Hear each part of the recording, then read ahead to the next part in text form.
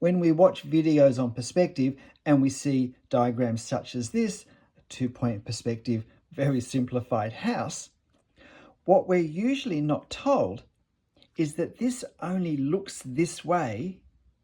This is only a clear statement of what's happening when the ground is flat, when it's level from here as far as we can see.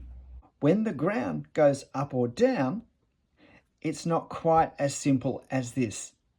And it's because we're so often not told this fact that when we do come across buildings where the ground is not level, it's not going to look like this.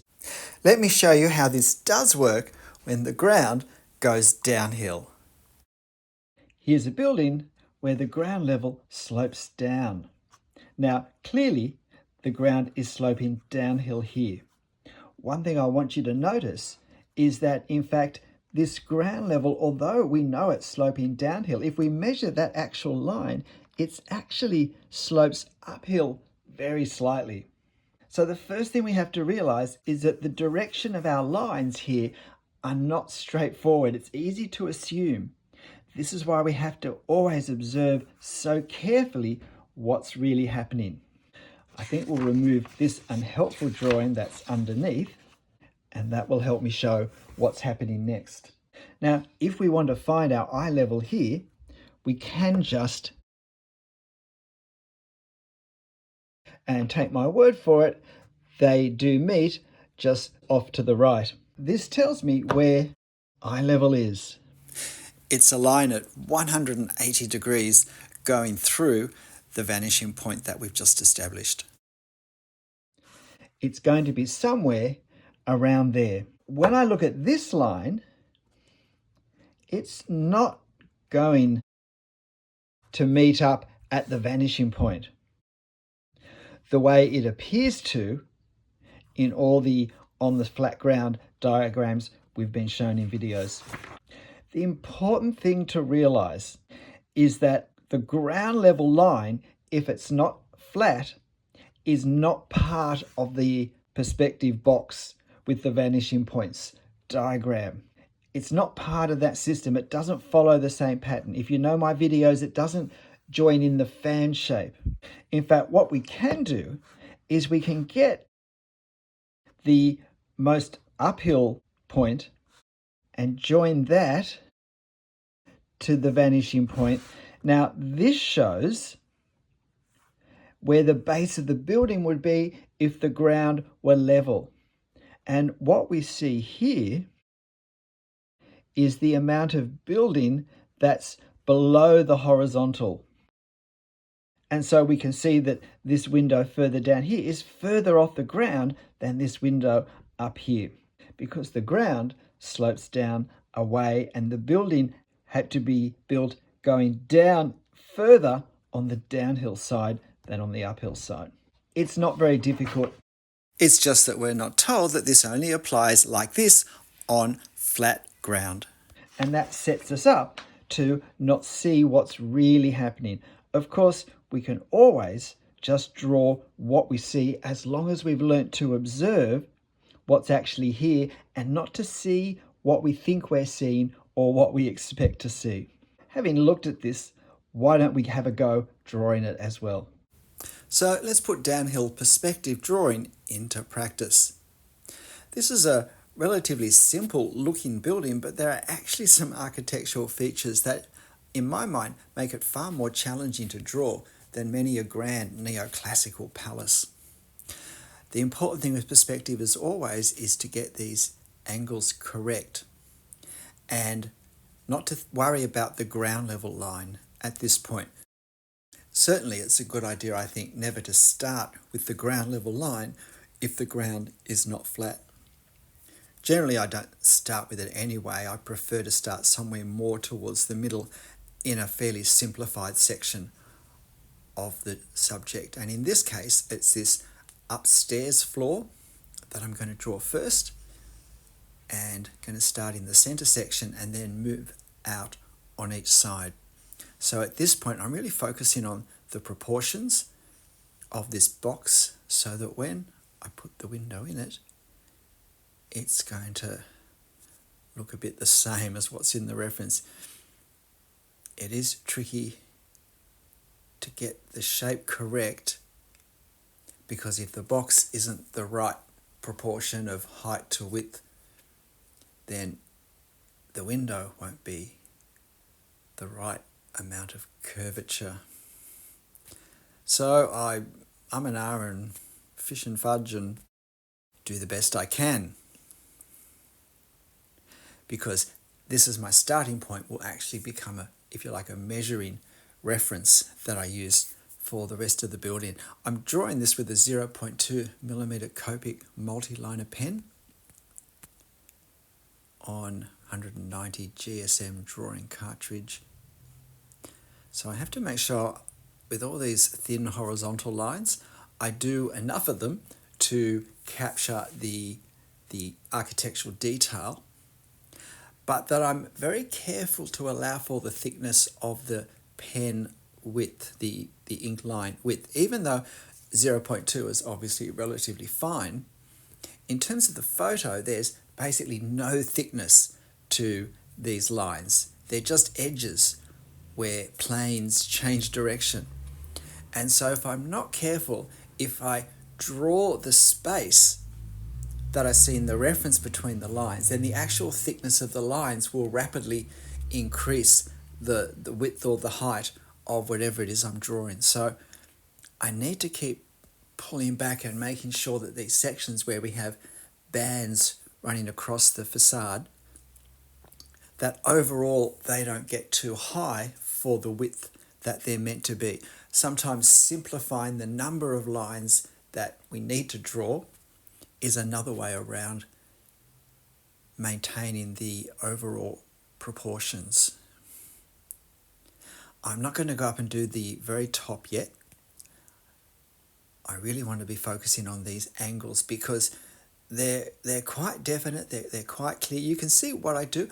I eyeball it first usually, and I put a dot where I think that line will join up with what I've drawn and the new section I'm doing. And then I measure with the pen, I check the angle and I see, have I eyeballed it correctly? And then if need be, I make whatever slight adjustments are necessary. I think it's very helpful to do an estimation just based on looking at the reference first, because often in life when we're drawing on location, we can't measure anything. And so it's good to actually develop, to push that skill of estimating, and then we get that immediate critiquing, that immediate feedback. Was our estimate of the angle correct, or too far out, or not too far out? And that helps nudge our assessment next time we estimate. And very often with these horizontal lines I'm doing now, I don't quite get the angle correct on the first take. So because we're bundling a few lines together often, I make corrections on the second and third line so that I end up with the angle that's more exact to what I want. The main thing when we first look at a building such as this is, where is eye level? Where is the place where the lines actually change direction? Because it can be deceptive if we're not actually paying attention to find out what it is. Now, in this case, the lines change direction pretty much between that yellowish, creamy, beige band that's between the upstairs window and the door frame underneath. And so there's no actual line there on the building, but we can see that the lines change direction. So that's approximately where it's going to be. So when we go down below that, the angles are going to increase more in the other direction as they move down towards the ground level. So at this point, I'm just going bit by bit. You're watching this at 3 times the normal speed, so you can slow it down if you want to virtually real time. And if you're finding this helpful, please hit the like button for me and help me out as well. Don't underestimate the benefit that can be for the creator. So please hit the like button and leave me a comment on you and your experience with perspective when the street goes up and down or round and round. So now trying to position the doorway. And this is also where we get to see our proportions, because when I put the doorway in place, the shapes created on each side of the doorway within this ground floor box should be the same as the shapes in the reference, the ratio of height to width again. And if it's not, then it tells us that we've gone too wide or too narrow with that initial shape. And if we consistently go too large, too wide, too high, get the angles too short or too steep, then we can start to use this to change the way we think when we're thinking. We can allow for our natural bias and end up with a more accurate line. So just add in the carving in this band across the doorway. If you have a look at the what I've just drawn, you'll see that I've in no way tried to capture the exactness of the pattern, but I have tried to capture the feel. And because it's fundamentally a round, swirly, repeated round, swagging type garlandy pattern effect, as these circle shapes move away from us further, they become ellipses, more and more elliptical as they move further away. So while I'm not drawing the detail, I want to capture the effect, the feel of perspective on that detail. That's really important. Otherwise, it'll make that section of wall swing forward. It won't sit back. Or it could just be something that looks not quite right. Now, I've put the downhill line in, the ground level line, and the only way to do that is by looking to see how it looks in our reference or how it looks in front of us if we're drawing from life, or if we're drawing from our imagination. However steep we want to make the hill, that determines where we put that line. There is no way of working out where it should be. It simply is either where it is or where we want to put it. But as I said, notice that it's actually a sort of a horizontal or even barely uphill line to represent downhill. So now it's time to go up and finish this cornice. I hope you have a go drawing this. It's not particularly easy, but you could just draw one section. Have a go at drawing one of these arched windows and see how you go with it. This took me about 35 minutes in real drawing time. I will post this reference photo on my channel community page, so if you'd like to have a go drawing this building or just a part of it, then why not? It's not going to get any simpler than that. Now I'm just putting the guttering in, the sandstone blocks that make the gutter, and now this decorative element on top, which, yeah, I messed up a little bit in that the two sort of round balls at the ends of the scroll work in the center, the downhill one should have been further downhill, should have been a bit lower in my drawing than the left-hand one. And I didn't really realize it till I'd finished, because I could have, if I'd seen it early enough, I could have pushed up the left-hand one slightly and then dropped the lower line of the right-hand one a bit more, and that would have created the right balance that I wanted. But never mind. I'm just doing a little bit of foliage on the right-hand side with some hatching. I'm not worrying about trying to replicate the tree or do what's actually in the reference at this point. It's just a bit of contrast in the background to push the building forward a bit, make it look a little more three-dimensional, and just a couple of bits of detail that I realized I'd missed. Playing around with a few last-minute lines, which can be a dangerous thing to do if you kind of mess up what was working quite well before you did that. And now these decorative lines in the front of the building, because I think they're a fairly important part. What do you think? Do you think you might have a go yourself?